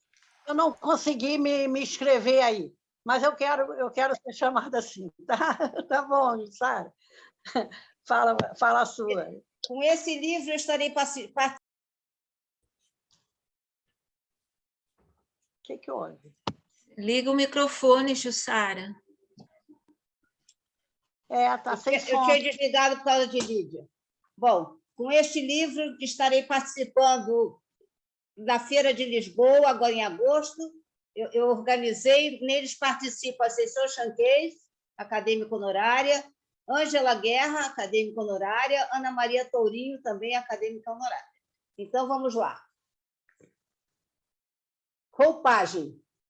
Venço dia a dia, frescor de manhã. Vejo o raiar do sol conquistar sombras. Vai surgindo a música da passarada. vem a esperança debruçada na solitude. Ventos sopram, afastam intolerâncias, vagam borboletas encantando hoje. Vazios são recheados de compaixão. Visto-me de você, sonho, fantasia, ternura. Vale acreditar na paixão, desejo e carinho. Vida se renova por amor outra vez. Vem, bem-te-vi, beijar a flor, vaporizar fragrâncias, selando o futuro. Vestígios de felicidade são recebidos. Vaticinam o porvir de crédula magia. Muito grata. Muito bom. Lídia Simonato, até a ausência eu te chamei. Tua ausência está sempre presente. Vamos lá, capricha. Não, eu estou sempre presente mesmo. Eu custei a entrar, custei muito a entrar. E eu separei uma poesia aqui do meu livro, e cadê ela? Ah, meu Deus, já perdi. Essa que eu mandei para vocês é uma receita. Será que está no outro livro? Espera aí, oh, meu Deus. Enquanto a Lídia procura, deixa eu falar uma coisa. Pode falar. Ele me chamou, depois me cortou, não sei por quê. Eu quero me dar. Então, achei, Ceci. Espera aí. Você vai Vamos falar? lá. Não, é você mesmo, fala. Receita, como os médicos sempre dão receita para a gente, eu vou dar uma receita, então. É uma receita para não envelhecer. Não use nessa receita os seguintes ingredientes: dor, desilusão, amor, tristeza e solidão. Pois pode desandar e não vai ficar cremoso. Coloque, sim, uma pitada de amor, alegria, ilusão. Misture tudo, mexa bem e acrescente aos poucos várias doses de afeto, paciência, misturadas com sonho e prazer. Use sempre pela manhã no corpo inteiro. Ativa todo o organismo e serve para rejuvenescer. Aí eu vou eu. Quando você estiver perdida num livro, num poema, você olha aí para trás, está cheio de livro. Pega um livro aí atrás. Vamos lá, tá bom, parabéns. Ceci Campos, está aí? Estou aqui. Então, poema em Minas Gerais, desse livro, em versos. Oh, Minas Gerais, quem te conhece não esquece jamais. Não esquece o teu frango com quiabo, nem o teu feijão tropeiro. Não esquece tuas cidades históricas com ladeiras íngremes e casarões antigos, povoados pelos vultos dos inconfidentes. Nem pode esquecer tuas igrejas com altares ofuscantes e imagens douradas pelo ouro das tuas jazidas. Caminhando por tuas ruas estreitas, escuto o sussurro dos conspiradores que se rebelam contra a exploração dos dominadores portugueses. Também ouço vozes que, em carícias, eternizam juras de amor correspondido, de Marílias e Dirceus, de Alcinos e Glauras, e ainda os louvores cantados à Bárbara Bela do Norte à Estrela. Contemplo embevecida as obras daquele que, sem mãos, entalhou a madeira e esculpiu a pedra no milagre da criação. Minas Gerais, de teu ventre nasceu o brasileiro, que é capaz de, em silêncio, ir em frente e superar dificuldades imprevistas. Obrigada. Muito bom. Fábio Morínigo. Opa, desculpa. Fábio Morínigo, está aí? Acho que fui mal interpretado. Eu estava conversando antes da reunião que eu pretendia fazer algo sobre o nosso Gondim, mas não é hoje, não. Fui mal interpretado. Pode ser um poema? Não, nada. Não, deixa para a próxima. Ótimo, não, é uma pena. Marcos Carneiro, está aí? Olá. Olá, boa tarde para todos, boa noite, aliás. Boa noite. Para todos, né? Quero trazer um forte abraço, um poético abraço para todos, né, da nossa, daqui de Pernambuco. Quem de nós não teve uma pracinha que tem uma história nossa para contar? Na região da Mata Sul de Pernambuco, as praças históricas, elas estão sendo destruídas, um momento pelas cheias e outras exatamente pela visão de não conservação das praças onde estão as histórias das nossas infâncias. E aí escrevi a Praça da Cidadezinha onde eu nasci. A praça onde vivemos nossos primeiros anos de vida é a fotografia mais importante que guardamos em nossas memórias. É uma ponte entre o eu, o outro e as coisas do universo. Lá mora eternamente o vento retumbante, que depois de suas voltas ao mundo, retorna à porta de seu coração, entra para abraçar os tempos partidos de sua infância e reviver os amores perdidos em contos de fadas, escrito com uma pena muito especial, o amor.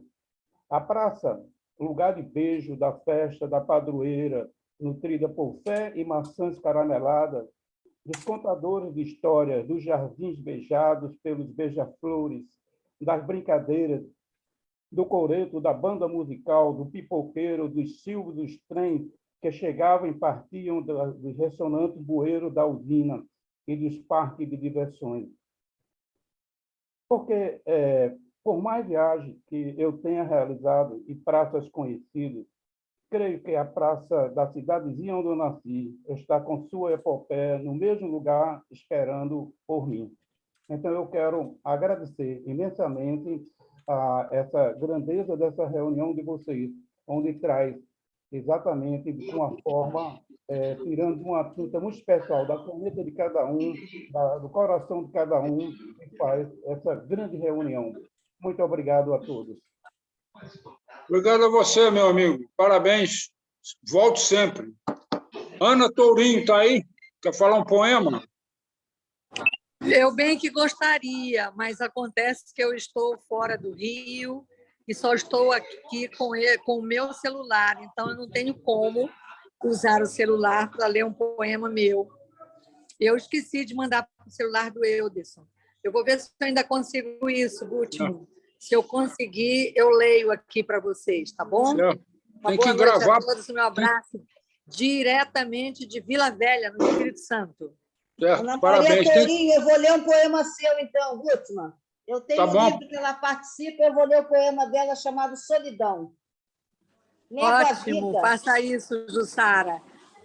Solidão. Nego a vida, critico a existência. Realidade sofrida, descontraída. Desisto da verdade.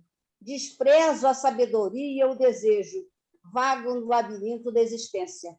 Lágrimas mesquinhas, salgadas, salgam minha face. Em um dia vai e vem inexorável. Fogo criativo queima a mente. Não sei se vivo o presente. Indiferente, falso, inexecrável. Parabéns, Fátima. Parabéns, Ana Maria.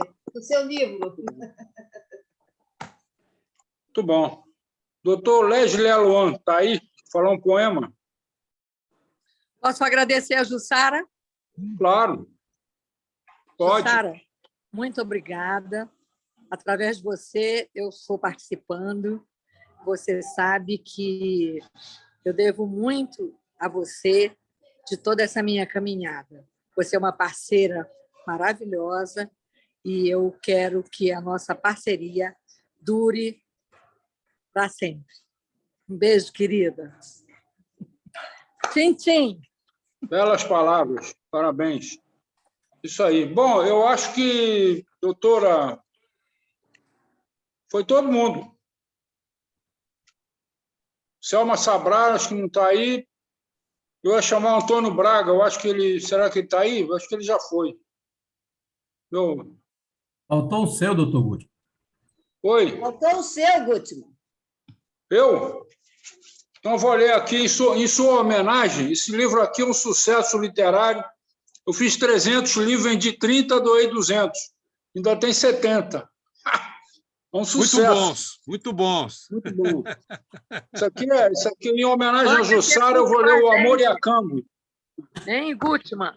Mande esse e-book para nós. Se você já deu 300, a gente quer alguns. Baixou o nível, olha aí. O Amor e a Cama. Louco de amor, toquei fogo na cama. Sonho de amor, dormi na cama.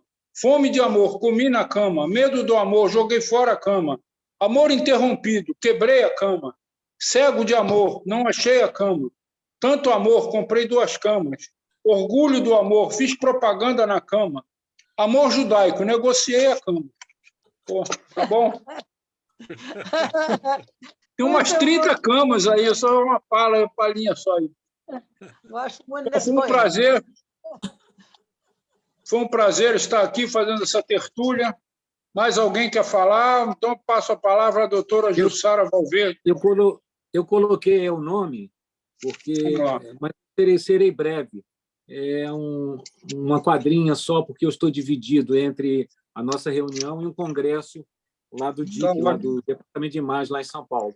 Mas, olha só, cabeça de cientista, coração de poeta. Essa é minha sina, isso me completa. Me emociono ao ver o teu sorriso, me comove o mundo que está aí. Essa é minha canção e essa é minha missão, que balança na vida com a razão. Só isso. Muito bom. Parabéns. Olha, eu quero fazer um adendo ao nosso pernambucano. Posso falar? Pode. Só acrescentando que como se diz, o que a gente preza de história locais. Aqui no Rio de Janeiro existia uma praça com o nome do nosso patrono, Manuel Antônio de Almeida. No entanto, essa praça foi riscada do mapa. Ela, na reforma que fizeram do Porto, acabaram com a praça. Então, não existe mais essa praça. A ocasião que eu li sobre isso, o risco da praça no Jornal de São Paulo, estranhando o que aconteceu no Rio de Janeiro, eu escrevi alguma coisa para a Academia Brasileira de Letras, uma vez que ele é patrono de uma das cadeiras, não achei nenhuma referência, nenhum eco sobre isto. De qualquer forma, o nosso patrono foi riscado da história, no Brasil, no Rio de Janeiro. Obrigado. Hein? É um absurdo, hein? Notícia trágica essa. Bom. Muito grata, Antônio Gutmann, e agora nós então vamos dar continuidade chamando o nosso querido amigo do Espírito Santo, o acadêmico Fábio Daflon, para apresentar o César Nascimento, que fará a nossa apresentação musical. Muito grata, Gutmann. Sim.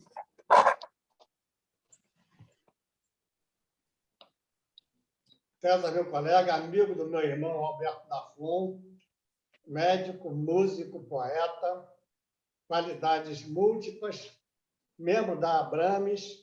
Eu lhe passo a palavra aí com brevidade para que você usufrua do tempo que merece, com nosso afeto e atenção. Olha, eu tentei, vocês estão me ouvindo? Estão me ouvindo, né? Eu tentei buscar uma música da Zilda Cormack, mas não tinha, tá fechada aqui. Eu fui no Google, eu procurei Nossos Silêncios, mas não tá liberada a partitura. Eu tenho que entrar no outro site. Eu procurei dar esse presente para você, mas de qualquer forma, o festival que ela participou foi em 1966, foi o primeiro festival internacional da canção. Mas naquela época também eu vou puxar uma música daquela época que tem muito a ver com tudo que está acontecendo agora e aconteceu há 200 anos atrás, que é a música do Paulo Sérgio Vale e Marcos Vale. É conhecido de todos. Tá? A mão que toca o violão, se for preciso, faz a guerra, mata o mundo. fere a terra, a voz que canta uma canção, se for preciso canta um hino, louva a morte,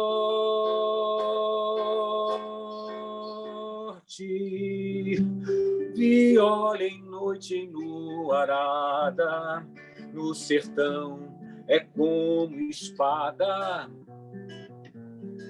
esperança de vingança.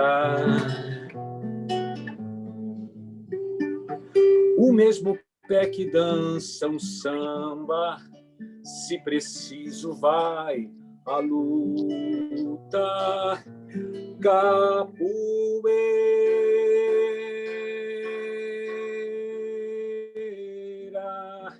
quem tem de noite a companheira,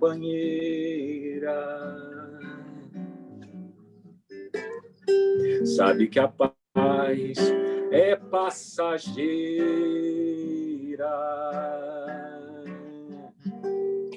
para defendê-la se levanta e grita: eu vou.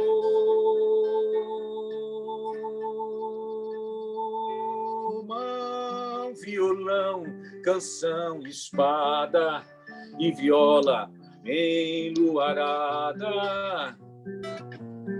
pelos campos e cidades.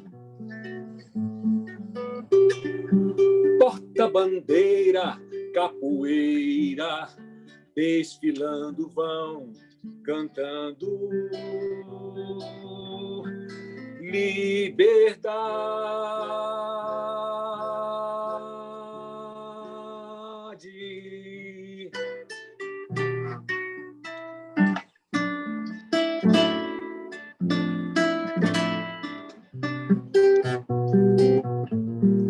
Liberdade.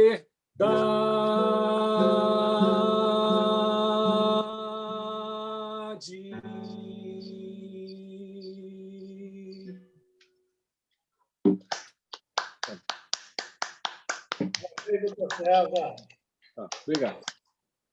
Tá bom. Eu devolvo. Parabéns. Tá, obrigado. Vai continuar a fazer alguma outra apresentação ou posso devolver a palavra a Jussara? Eu acho que está bom, né? Já falamos do festival, da liberdade, né? Outras coisas seriam, né? Ficariam muito over, né? Tá bom. A palestra foi maravilhosa sobre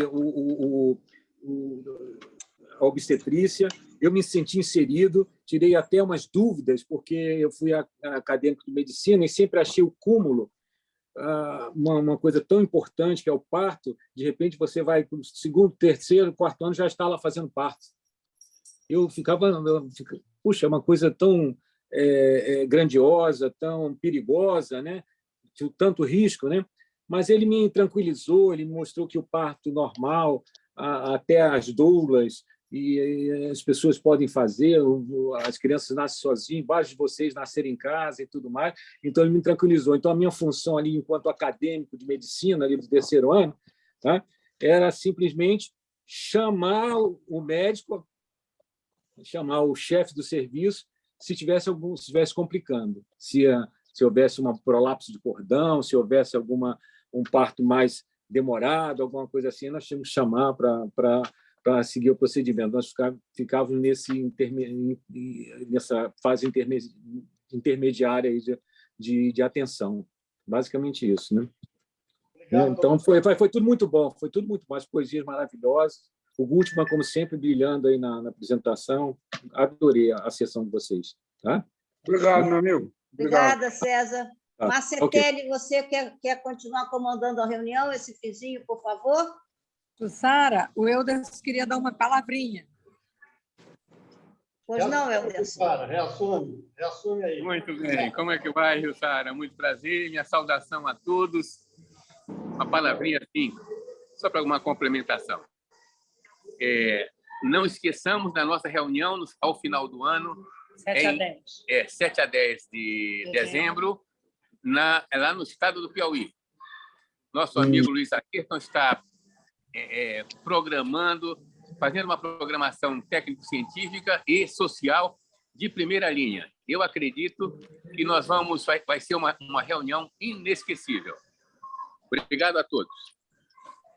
Essa reunião será interessante porque ela agrega o Congresso de História da Medicina, um congresso do Piauí e um congresso da Academia de Médicos do Rio de Janeiro e também da Academia Brasileira dos Médicos Escritores. Estaremos juntos no Piauí de 7 a 10 de dezembro, se Deus quiser. Deus quiser. Excelente. Obrigada. Marcetelli, você pode comandar o final da reunião, Marcetelli? Então, quero aproveitar e agradecer Antônio Gutmann pela condução da nossa tertúlia, que sempre é muito bom compartilhar os nossos escritos, cada vez mais nós estamos escrevendo com sensibilidade, com reflexão. Também agradecer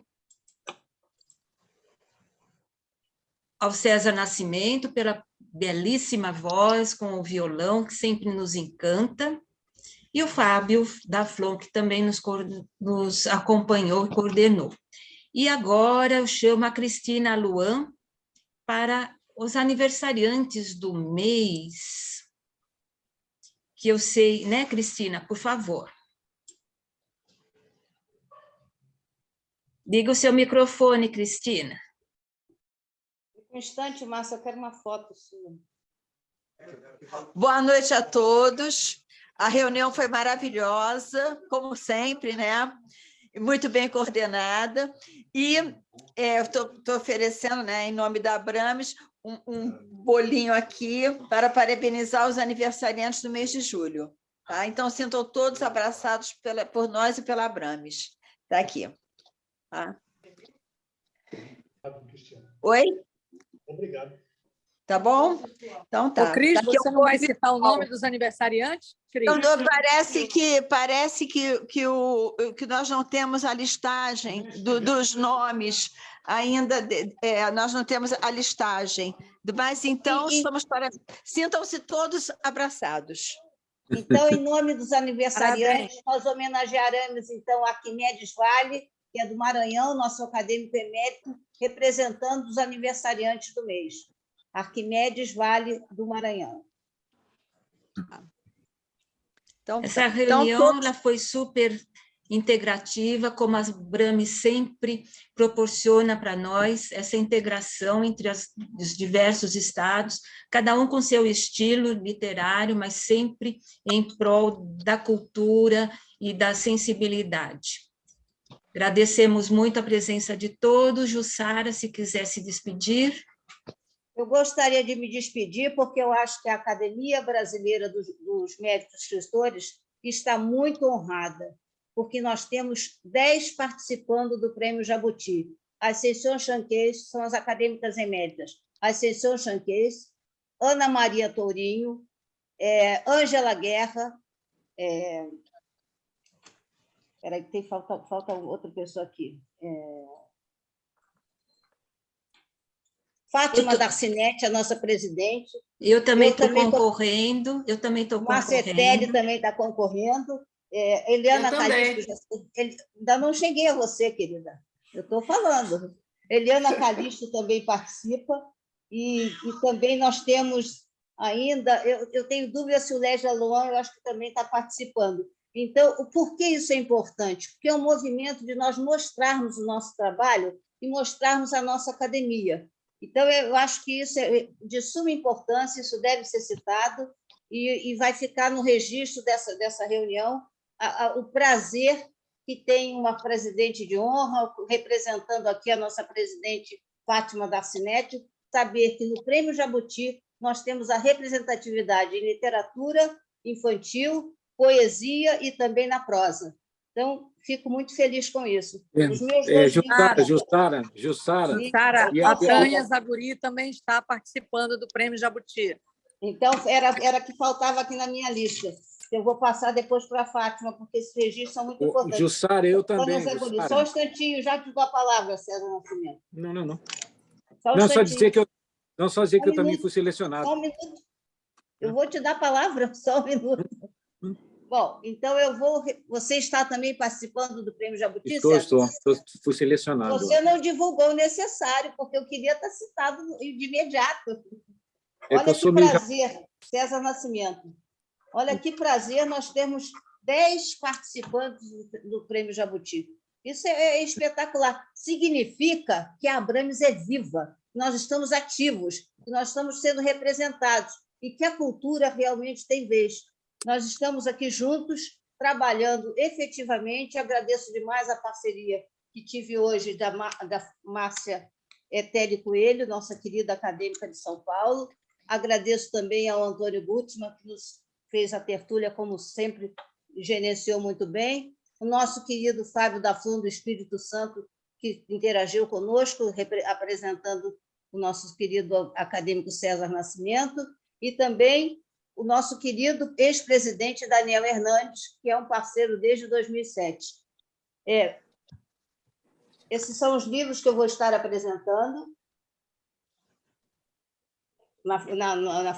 E outra coisa importante, nós temos, eu acho que 10 participantes da Abrams na Feira de Lisboa, agora que acontece de 30 de agosto a 12 de setembro.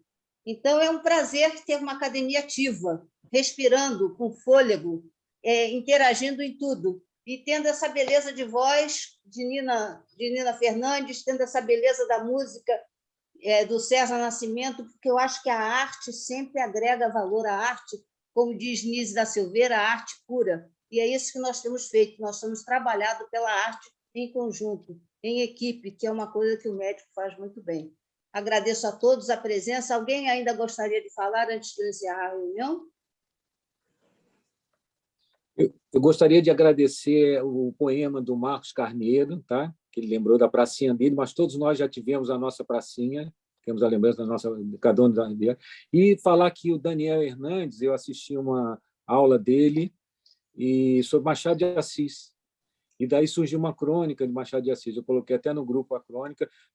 Aí eu penso, puxa, você conhece muito Machado? Não conheço, não. É que eu assisti a aula do Daniel, então eu coloquei. Então, inseri ali coisa, aprendizado. Um aprendizado dinâmico, isso é que é importante. Aprendizado dinâmico. Exatamente, tá bom? Isso é muito bom. Um motivando o outro. Isso mesmo. A Lídia, a Márcia Teles, nem se fala o resto, né? Poxa, todos estão sempre me ensinando muito. Tá bom. Muito obrigado. Última, você também quer fechar, Gutmann? Hoje a reunião foi gerenciada por nós três. Márcia Teles, Antônio Gutmann e Sara Valverde. Tá bem, você está ótimo. Você e a Márcia podem ficar à vontade, aí está tudo bem. Parabéns.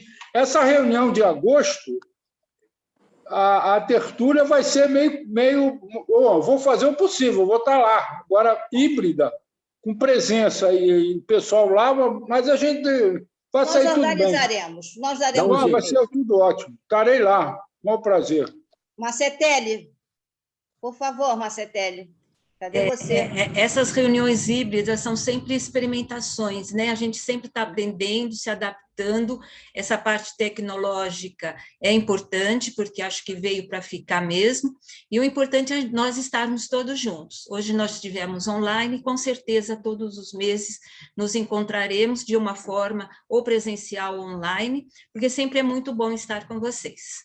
Agradeço muito a presença de todos. Eu agradeço muito a você, Marcetelli, esse gerenciamento também pelo Zoom, por essa parceria que tem feito a Abrams a cada reunião. Então, nós estamos encerrando, chegamos até mais ou menos no prazo, que são 19h14. Sara? Oi, querido. Oi. Perguntaram se eu já comprei uma cama nova. Eu já comprei. Pô, essa pergunta que se faça, cara. Olha, a minha neta, desde os 8 anos, quando ouviu o Gutmann falar o poema da cama, ela sempre pergunta, como é que vai o Gutmann, vovó? Cadê o poema da cama? Você vê como a poesia deixa registrado. Quando a poesia é boa, ela fica e vai perpassando o tempo. O Gutmann, compra um Dragoflex. Compra um Dragoflex. Eu vou comprar. Deve ser uma nota preta. Não, é antigo, uma coisa antiga. Era uma cama que desmontava.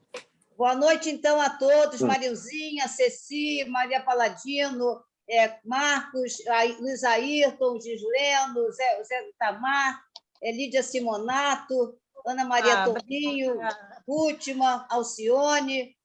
Foi um prazer tê-los todos aqui conosco. Não sei se eu esqueci alguém, deixa eu ver aqui.